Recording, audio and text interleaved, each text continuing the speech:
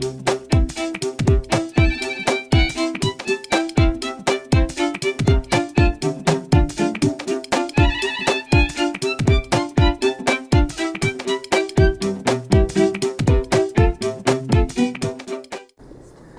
afternoon, everyone. I'm Lynn Cooper, and I'm very happy to be here and delighted to share some of my poetry with you. Perception. I'm not your calendar pinup, clad in a scanty outfit, reminiscent of World War II cigarette girl. Not your Marilyn Monroe clenching her too short skirt to keep it from being blown over her waist. Or a Las Vegas showgirl in slingback stilettos, tossing long blonde locks, eager for your fingers. And you are not my Bob Hope, my Woody Allen, my Billy Crystal, making me weep with laughter. Nor that trick mirror that sees me 10 pounds thinner than I really am. Or the photographer who erases my wrinkles, sagging skin in unmentionable places, who makes me believe that somehow I am all that you seem to want me to be. Waiting for news.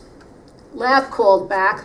More films of my breasts, a possible sonogram. Happens all the time, I'm told. Let me pity poor Japan, victim of earthquake, tsunami, radiation fallout. Let me think of William and Kate's upcoming nuptials. Let me remember birthday cards I have to buy, dry cleaning pickup, ATM withdrawal, bills that are due. Let me think of everything, remember anything, whatever takes my mind off, seemingly endless wait for news that brings relief. I experienced 2 hurricanes about 3 years before I moved to Florida, so I'm prepared. But I really wasn't prepared. This is one of my poems about Irene. Good riddance, Irene. I wasn't prepared for your titanic strength. Stunned like the sturdy oak in the backyard, I too was uprooted. You blew into town with torrential tears and I became powerless. Fridge and freezer paralyzed, mentally I locked their doors, hoping to preserve perishables. As winds gusted to 75 miles per hour, landline, cell phone, internet connections died. Desperate to communicate, I spoke to neighbors I don't like. Nosy, needy, pit bull types who grab your ear, commiserate, and don't let go. As candles lit my 18th century evening, I thumbed through Cosmopolitan, tried to write a poem. No utility wizards in sight. Hours became days. Only promises through a transistor radio. Day 5 of hurricane devastation. I'm fed up with cold showers, lighting my way with candles, eating meals out. I could never have survived a Category 5. This is a drop-down title, and I do write several of them. It's not Valentine's Day. It's just February 14th, the exact middle of the shortest month, a day I go to work, the day my visa bill is due. Candied hearts and flowers are not my thing, nor mushy cards proclaiming eternal love or a candlelit dinner just for 2. I also tell myself, a 95-degree day in July is not a bitch. It's fun to live in Antarctica. Root canal is a cure for boredom. And this is the day I can get through without you. One thing about my poems, they do have a streak of tongue-in-cheek humor in them. So several of them you'll see are like that. Up close but impersonal. My neighbor's bedroom under mine. We don't even greet when we meet one another. My dentist's face, 6 inches from mine as he drills my tooth. My gynecologist's fingers during his exam. I wonder if he thinks of his bowling tournament. My lover's phone message, bereft of personal references, including my name. His kiss on my lips, his hands on my shoulders. Each time I wonder, will he pull me closer or himself away? Some of them I'm going to read today you've heard before. This is one of them. Indifference. I want to get to the land of indifference, to the streets of apathy, where the ground is soft and smooth, not cluttered with sharp stones, where I react to your phone calls as though they are wrong numbers, politely, with a quick click. where your words are erased from my mind as easily as hitting delete on a PC, where my feelings are numbed, anesthetized, my slumber untouched by disturbing dreams, where a 20-year history is read and remembered like pages in a textbook.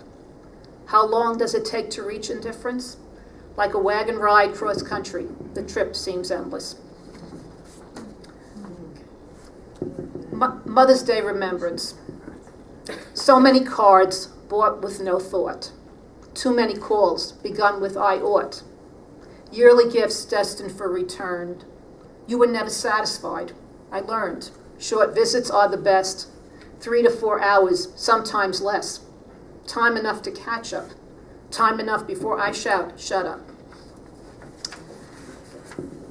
Okay, this I wrote, the next one I wrote a few years ago on a very significant birthday. Also tongue-in-cheek. Birthday blues. I'll reject every pain and ache. Blow out the candles on my cake. Puff fast before there is a fire. Count correct or be a liar. Try not to dwell on my mistakes. Do today whatever it takes to get me through this day, my won't-tell birthday. Ambivalence is what today's about. Feeling joy, sadness, fear, and doubt. As the number of years done outnumber the number to come. I'll think of the perks a senior enjoys. Social Security while employed. Discounts at movies, stores, dining. Maybe this age has a silver lining. Classmates. 11th grade English class. You copied my homework while I munched on your pumpkin seeds.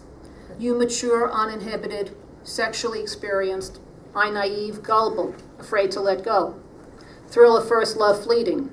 Destroyed by your next attraction, the girl with the Russian accent. Short, homely, what did you see in her? Initiation and rejection. My adolescent poetry, pregnant with the agony of rebuff. Endless longing for someone new. 40 years later, I still think of you, write about you, you the first. Wonder how you look, where you live, whether you ever think of me. Okay. This is a poem I wrote, I wrote for my identical twin. An indelible bond. We touch through technology, voices over land cell lines, words sent via iPads to work in home computers.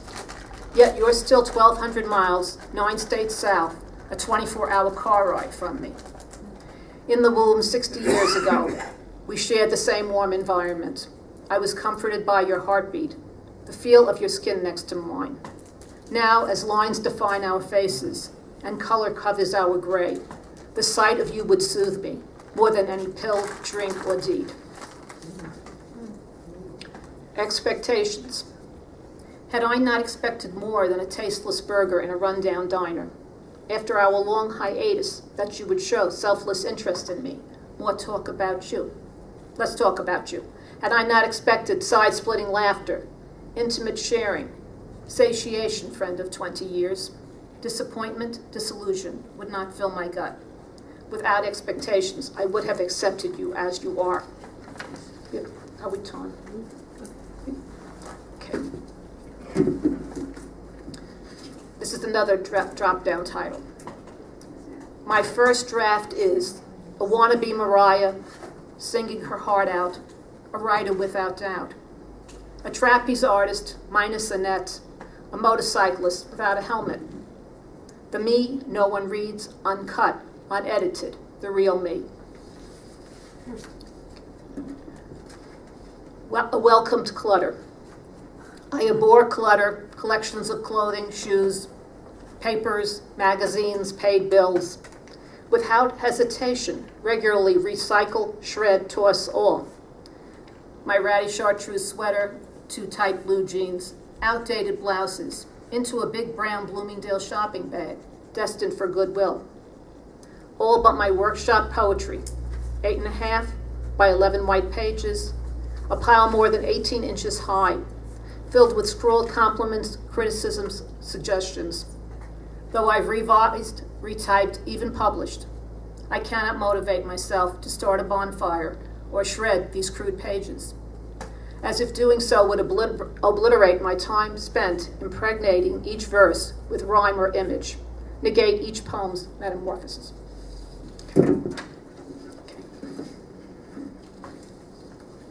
This is Sunday morning. Like the still autumn day outside, my body is calm. A soft smile defines my lips.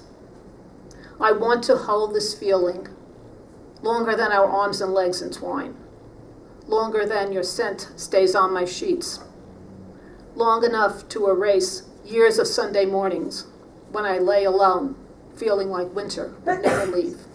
Thanks very much, everyone.